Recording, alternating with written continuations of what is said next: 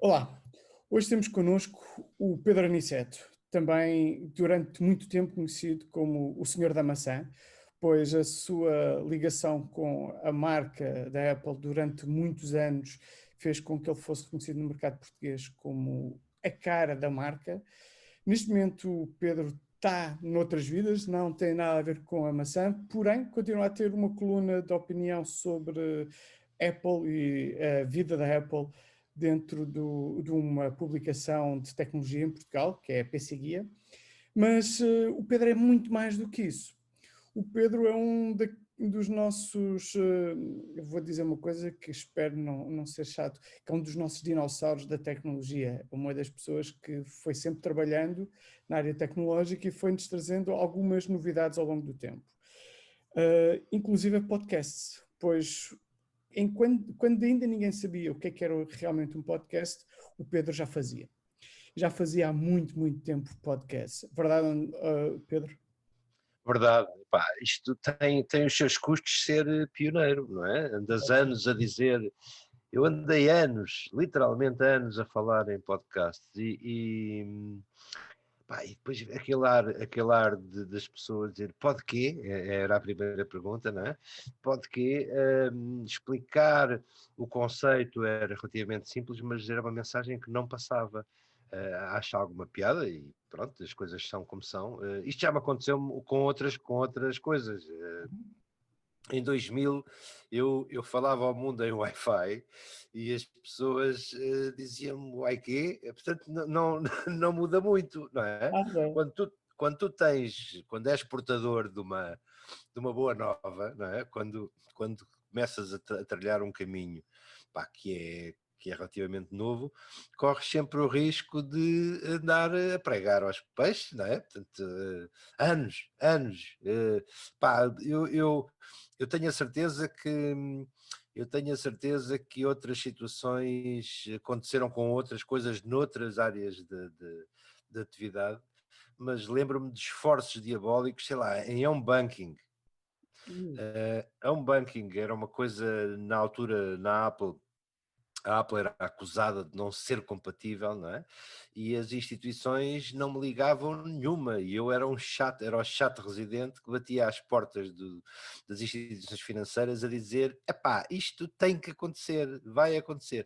Hoje, como sabes, não há cão nem gato que não queira estar no barco do home banking, mas lembro-me exatamente desses tempos e de todo o esforço para que é preciso, esforço e energia, porque há alturas que cansa, não é? Uhum. Tu se disseres 1000 vezes podcast e te responderem 1000 vezes pode quê, pá, um dia tu dizes, epá, se calhar eu dedico-me a isto só, faço e escuso de evangelizar, não preciso de convencer ninguém, porque, mas ainda bem que aqui estamos. Tu não és o exemplo do tipo a quem eu quero bater que matava com pregos, mas há muitos mesmo a quem, rádios inclusive, com quem eu tive conversas e que uma ou outra, devo dizer que são precursoras porque me ouviram, pá, porque fizemos as primeiras experiências, pusemos no ar as primeiras coisas e hoje sabes bem que 90% da programação está disponível on demand quando quiseres, não é? Uhum.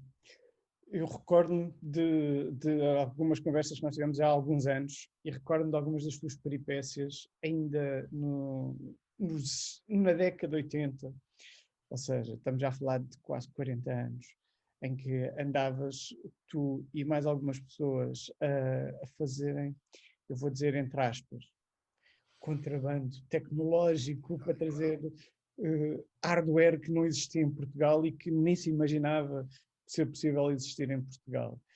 E essa é uma daquelas histórias, são aquelas histórias que tu tens para a vida, para os teus netos e que vão para além disso. Porque quando nós falamos dos podcasts, eu recordo-me que o primeiro podcast feito por ti e que me lembro de acompanhar era o Praia das Maçãs. Já, tu já não fazes mais o Praia das Maçãs há Não, algum não tempo. faço, não, não Com, faço. Não Não. faço Praia das Maçãs. E na verdade eu comecei mais cedo. Eu comecei a trabalhar muito cedo e tive a sorte de trabalhar numa empresa de informática. Na altura era ainda até prematuro chamar informática àquilo que se fazia, porque a computação era mecânica. Basicamente as máquinas eram 95% mecânicas, tinham um motor para rodar ferros. Era a parte elétrica, a única parte elétrica que tinham era de facto nem pensar em eletrónica. E aprendi bastante, aprendi muito, tive um mentor, o meu primeiro patrão, pessoa que infelizmente faleceu já há 2 anos, mas que era um indivíduo que dominava essa tecnologia, não só a parte mecânica, mas posteriormente os primeiros passos da eletrónica. Ferrite, programar em memórias de ferrite com arame de cobre era uma coisa que para mim na altura era absolutamente extraordinário. Não, estás a ver um miúdo com 16, 17 anos começar a ver aquilo, sem a mínima noção O que é que estava do, ali? exatamente, sem a mínima noção, aquilo eram máquinas de contabilidade, e no fundo o trabalho que as máquinas faziam era um trabalho chatíssimo, que para um miúdo não tinha qualquer interesse, mas tinha o interesse de dominar a máquina, ou seja, da máquina fazer exatamente o que tu querias, mesmo que fosse engolir um cartão, e escrever-lhe 2 ou 3 linhas numa determinada posição. E isso já era fascinante. Claro que nessa altura, na transição dos anos 70 para os anos 80, foi quando rebentou a eletrónica. A eletrónica de consumo começou literalmente aí a espalhar-se. E depois tudo o que era novidade, que hoje te faria rir, mas que na altura eram passos gigantescos, desde a introdução do monitor numa máquina, não é? Portanto, as primeiras consolas com que trabalhei não tinham monitor. Há momentos na vida que serão irrepetíveis do ponto de vista de prazer. Tu não extrais hoje dos teus brinquedos o prazer que extraías enquanto criança, não é? Por mais sofisticado que seja o brinquedo, não é possível voltares a ter o gozo que tiveste com um carro ou com um avião ou com qualquer coisa do género. E ali acontecia exatamente a mesma coisa. Seja a introdução de drives, eu conheci discos maiores que a minha máquina de lavar. O disco rígido era uma coisa que precisava de vir uma equipa para calibrar a agulha que lia um disco rígido daqueles. Estamos a falar de operações completamente quase que de ficção científica para uma empresa, para uma grande empresa no mercado que se especializava em eletrológica, era o nome da informática nos anos 70, era eletrológica, porque de facto não havia ainda o conceito determinado. E depois o facto de ter estado aí dá-me uma perspectiva, em relação aos dias de hoje, dá-me uma perspectiva muito engraçada. Eu sou conhecido entre os meus amigos pelo tipo que aposta nas tecnologias erradas. Portanto, quando tu quiseres descobrir o próximo flop, vens falar comigo e dizes: pá, Pedro, o que é que vai dar nos próximos 10 anos? E aquilo que eu te disser não vai acontecer. E isso fez com que eu me entusiasmasse com coisas que posteriormente não vingaram, hum, até conhecer efetivamente, até estar por dentro do material da Apple. Ou seja, quando eu entrei na marca, quando eu conheci a marca, primeiro como utilizador e depois até como gestor de produto e como entusiasta da marca, consegui descobrir uns tipos que tinham a particularidade de conseguir ver a 10 anos ou a 15 anos de distância e não se enganavam. Mesmo que eu, muitas vezes, dissesse isto nunca, jamais em tempo algum. Jamais. Eu no dia em que vi um iPod, desconfiei das características do iPod e disse: ninguém vai comprar um disco externo, caríssimo, custava 120 contos na altura. Ninguém vai comprar um disco externo só porque tem o nome das músicas que está a tocar no display. Não é possível. Eu tenho perdições trágicas, que algumas são famosas no no meu círculo, eu previ que os U2 nunca passariam de uma banda manhosa, portanto isto dá-te uma perspectiva da minha capacidade de acertar. Mas claro, quando conheces visionários, quando conheces pessoas que depois não questionas, um dogma que é, pá, acredita nisto, e eu penso no meu interior, digo, epá, não acredito nada, mas acredita, tem fé que isto vai lá. Deve ter sido assim que o Jesus Cristo conseguiu convencer a malta, porque não vejo outra razão.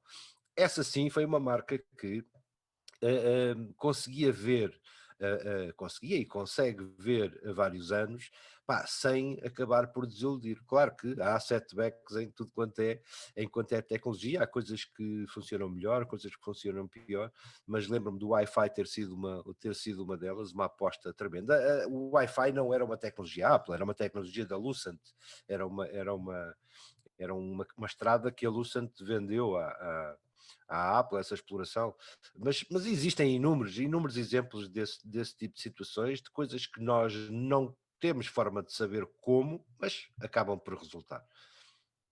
Pedro, tu contaste agora aí uma parte que é a parte obscura que as pessoas não conhecem. A maior parte das pessoas, quando ouvem falar de Pedro Aniceto, pensam no homem que tem várias ideias divertidas e que faz criação de muito conteúdo online, mas não conhecem essa parte. E principalmente a do rei dos flops, não é? Porque a maior parte das pessoas conhecem já do tempo Apple e adiante. E tu és conhecido também, e não és conhecido, deixa-me refazer a minha frase e o meu pensamento. Tu és conhecido por ser uma das pessoas que está sempre metido no meio daquelas coisas bombásticas que vão acontecendo no nosso mercado e principalmente quando falamos de internet.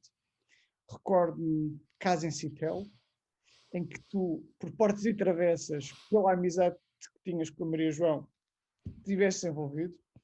Recordo-me do caso do hambúrguer na televisão, por causa do Twitter. E há N casos desses, como a famosa travessia para o Ilhéu, e que recorrentemente aparece a famosa travessia do Ilhéu.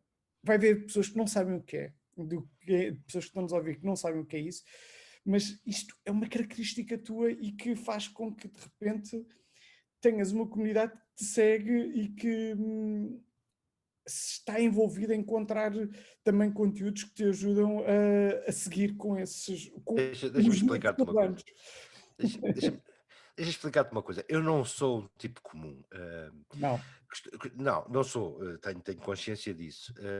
Tenho consciência de que sou um informático, mas que os informáticos são vistos como aqueles tipos cinzentinhos que vivem para o hardware e para o software e bits e bytes, pá, e que as pessoas começam, à semelhança daquela cena do aeroplano, quando o piloto começa a contar a história, que se começam a suicidar. Eu não, pá, eu abomino essa ideia do tipo chatinho que só tem computer oriented brain. Não, pá, como a minha presença no mundo, digamos, desde 1964 com algum sucesso, vamos ver os próximos tempos, está determinada a que eu tenha múltiplos interesses.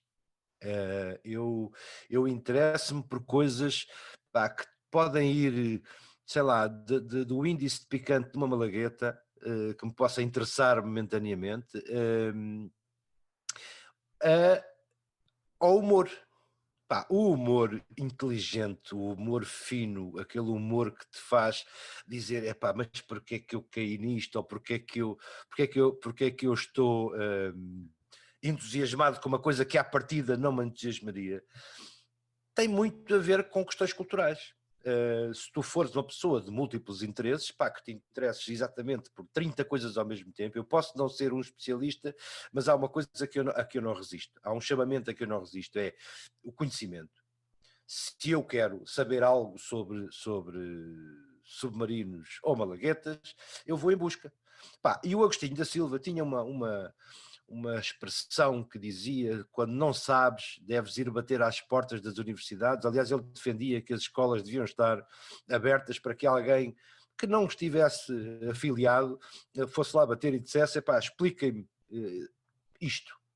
E isso hoje acontece. Há universidades a abrir portas digitais para que tu te possas hoje, à tua hora do almoço, podes querer correr, podes querer fazer outra coisa, mas também podes ir querer fazer um curso de arte moderna, ou podes ir querer aprender programação, ou podes ir querer fazer outra coisa qualquer. Portanto, viver é um constante equilíbrio entre estares no teu mundo, não é?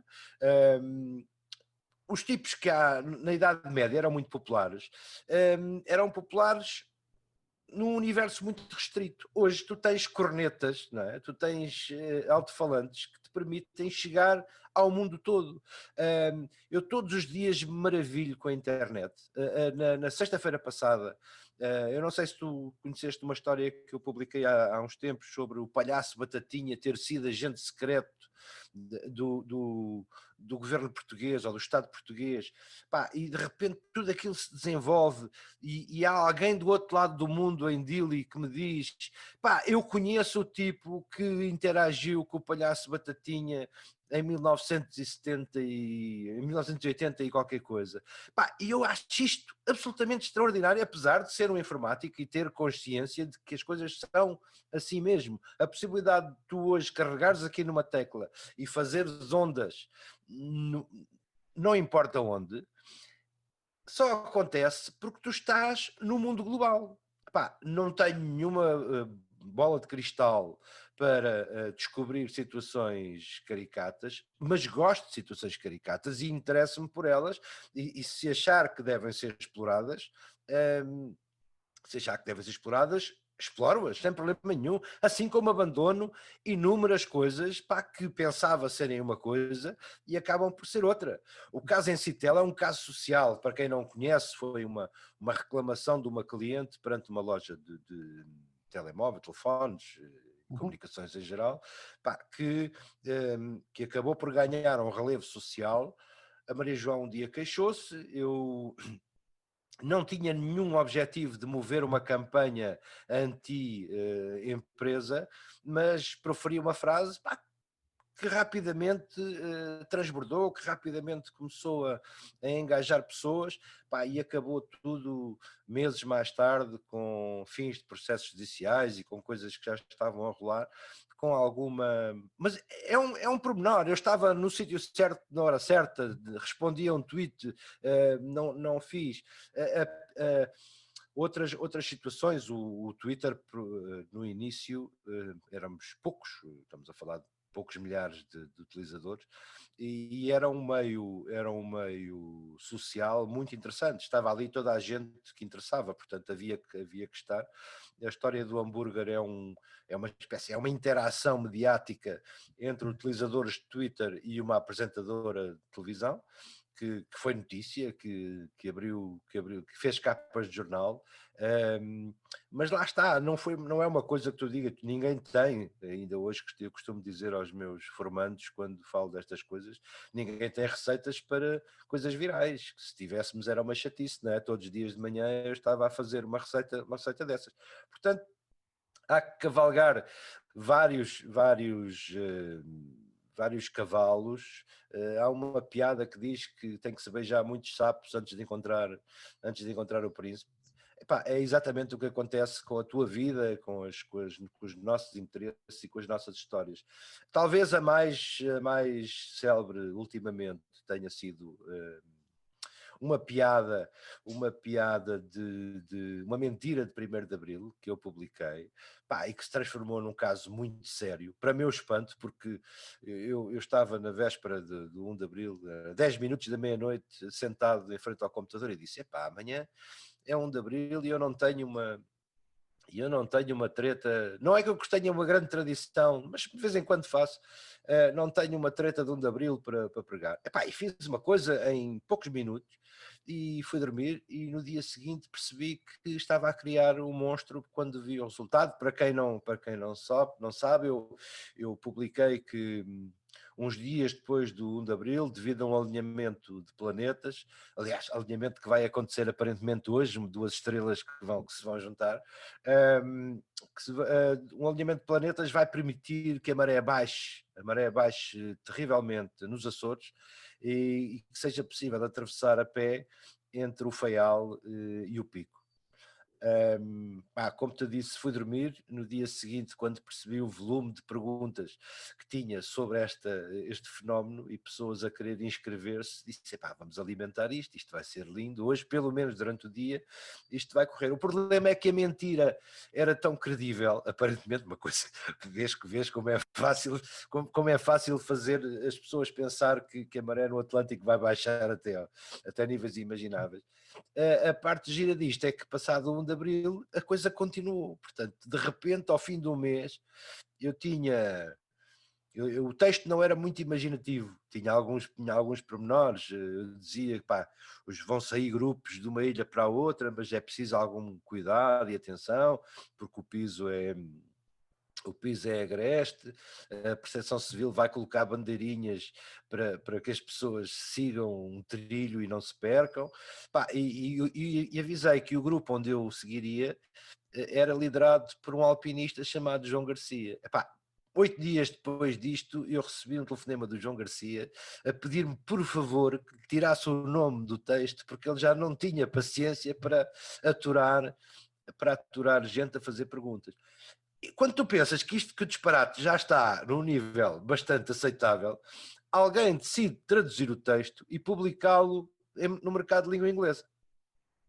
Ora, aquilo cai no Reddit e de repente eu tenho mail intenso a pessoas a querer inscrever-se, algumas a questionar, porque tinham estado a olhar para a tabela das marés e que diziam que àquela hora não era possível que a maré estivesse baixa, coisa que me pareceu bastante, porque eu quando inventei a hora de partida não olhei para a tabela de marés, tinha mais que fazer do que andar a ver esses pormenores científicos.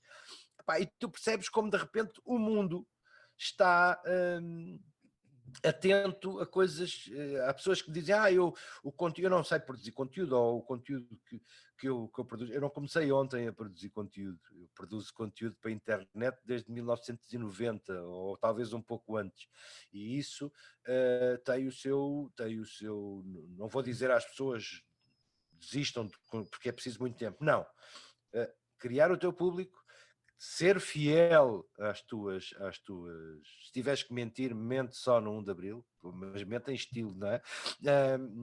Cria o teu público, cria o teu género de conteúdo, mantendo uma linha de classe, ou seja, eu costumo dizer que eu vejo aí muito boa gente a publicar lixo.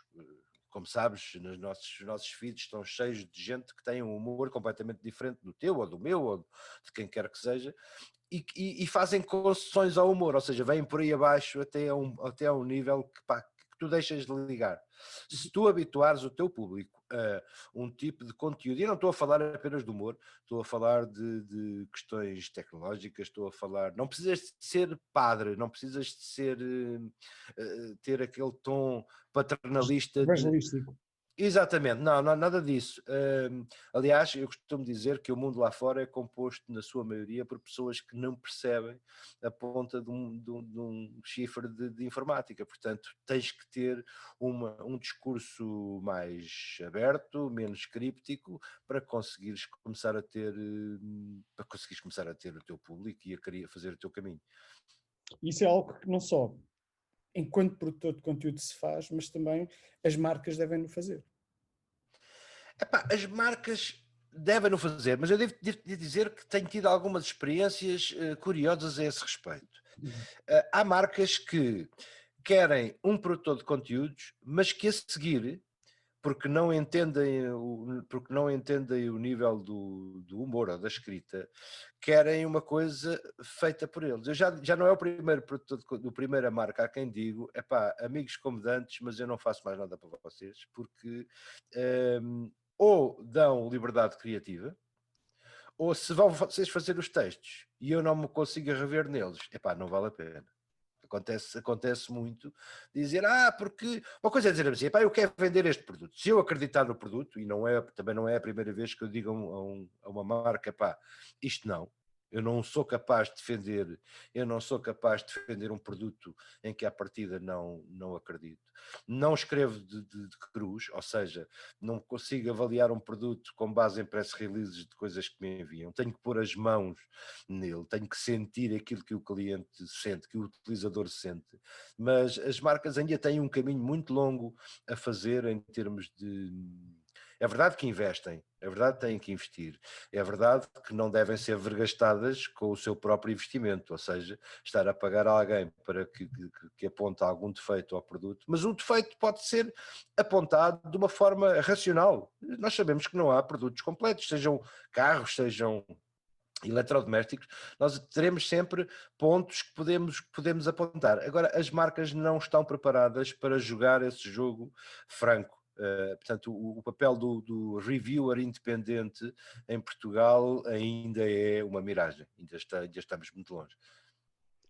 Obrigado, Pedro. Nós poderíamos chegar aqui horas a falar.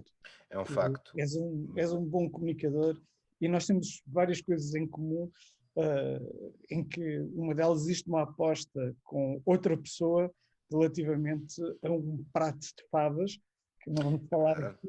É verdade. Porque provavelmente vamos também convidá-lo para falar e será bastante interessante ouvi-lo falar sobre o tema, e aí trarei-lhe o prato de favas, porque ele é que é o principal interessado. Eu não sei se tens noção de porque é que existe uma aposta. Eu odeio favas. É o único prato que eu não consigo comer. É uma coisa de infância. Eu cresci num sítio onde as favas eram uma constante, e um horror permanente, portanto uma ameaça permanente. Mas fiz concessões à comida em muitas coisas, e na maioria delas, às favas não. E o prato de favas está apostado porque eu tenho uma especial fé em frigorífico, em merchandising Red Bull, e eu disse, arranjem-me um frigorífico Red Bull para eu pôr no meu escritório e eu garanto que faço o esforço de comer favas. Portanto, essa questão também está pendente, um dia pode ser que apareça um... Vamos ver se levamos isso até ao pessoal da Red Bull. O que é que achas? Não, eu já falei com o pessoal da Red Bull, com quem não tive nenhuma relação, não foi uma relação muito boa, porque me ignoraram durante muito tempo, e quando decidiram acordar para a vida, eu já não estava, o tempo tinha terminado, mas isso faz parte. O Zé, se estamos a falar do Zé Besteiro, é uma grande aquisição para o teu podcast. Eu confesso que não o conhecia até hoje, mas agora vou dar uma voltinha para ver quem é que já andou nisto, como dizia o outro, não é? Olha, muito obrigado, Pedro. Foi um tempo fantástico que tivemos aqui, em que passámos a média que nós temos normalmente, porque nós tentamos sempre ser um podcast mais curto, mas que trouxe aqui vários pontos interessantes sobre conteúdos, sobre a postura das marcas, sobre a história que está para lá daquilo que nós muitas vezes conhecemos. E por isso mesmo quando te convidámos, não pusemos um tema fechado, e tu sabes disso. Deixámos-lo bem aberto para podermos conversar sobre estas coisas todas num mais curto espaço de tempo. E tu não desiludiste novamente. Ou seja, afinal o rei do flop não é assim tão rei do flop. Lá está, pede-me previsões e a gente depois conversa daqui a 10 anos. Fechas no envelope, guardas, daqui a 10 anos abre. Eu tenho Coimbra, a Universidade de Coimbra pediu-me uma vez uma previsão sobre o USB, lá tudo bem, sobre o USB, e a minha previsão foi, eu sei lá o que é que vai acontecer daqui a 10 anos, é impossível neste mercado, eu não consigo saber o que é que vai acontecer amanhã, quanto mais ao USB daqui a 10 anos, por isso tens tudo para falhar se me perguntares, se me vieres pedir previsões. Um dia fazemos uma caixa do tempo, o que é que achas? Olha, eu tenho uma com o meu neto tem 11 anos e eu no dia em que ele nasceu enfiei dentre coisas que hoje me fazem rir, CDs, jornais, pens, canetas, epá, todo o lixo que apanhei basicamente na maternidade no dia em que nasceu, foi para dentro de um Tupperware e está fechado à espera que um dia ele vai abrir aquilo e vai dizer, e agora eu leio isto com quê? É que os brinquedos de madeira que tu fazes para ele não vão servir para ler. Por isso tens um problema aí. Eu espero que ele tenha daqui a 10 anos ou 20 anos a disponibilidade mental que eu tenho para me dedicar quer à informática, quer às madeiras, quer à pintura, quer aos podcasts, quer, epá, qualquer coisa tudo o que seja enriquecedor para ele, que lhe traga sensibilidades, e qualquer canal que ele trilhe, que trilhe muitos, porque algum há de ser o canal de Suez dele, profissionalmente. Por isso, eu também fui assim, também fiz os meus próprios brinquedos durante muito tempo, e hoje agradeço porque isso te dá-te uma formação para a vida em alguns aspectos que é muito interessante. Obrigado, Pedro, porque consegui Nada, um abraço. estar com chave de ouro, agora com o que disseste e sempre com o olho ali a brilhar, porque ainda por cima falámos de uma coisa que é muito cara. Não só o neto, como também esse tipo de trabalho. Olha, quero-te Claramente. agradecer e de certeza que vamos ter novos episódios contigo. De certeza absoluta.